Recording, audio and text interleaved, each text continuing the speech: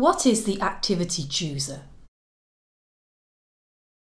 To add learning content to a Moodle course page, you use Moodle's activity chooser, which you can access by going to the Turn Editing button on the top right, or by scrolling down and in the administration block clicking the link Turn Editing on, and then in the section where you want to add your learning content, you click Add an activity or resource.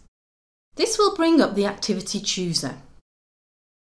If you don't see this link, but instead you see two drop-down menus, then the first thing to check is to go to your administration block to see if you have the link Activity Chooser on or off. If you don't see this, then check with your Moodle administrator about your Moodle version, browser settings and site admin settings. What we're going to do now is click this link to take a look at the Activity Chooser and what it does. On the left is a list of activities, and if we scroll down, we see that underneath is a list of resources. A resource in Moodle is static content, which students would just read or look at or listen to. So for instance, if you're uploading documents or presentations, you'd use File or Folder. To present information directly, you'd use a page, or you can use a URL if you had a link to a website or an online file. Whereas activities require the students to interact with Moodle.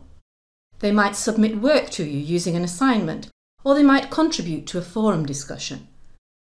The list can also include resources and activities which aren't standard, but which your Moodle admin has added as extras.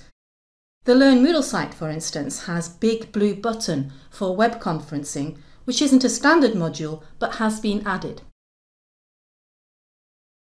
In order to find out about what each of these do, if you click the radio button next to it, information then appears on the right telling you what it is, how to use it and useful teaching ideas.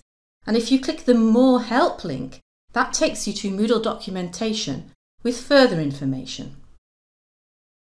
You add an activity or resource by clicking the button and then clicking the Add button at the bottom, or if you don't need to read the information, you can simply click twice on the button and that will take you to the setup screen.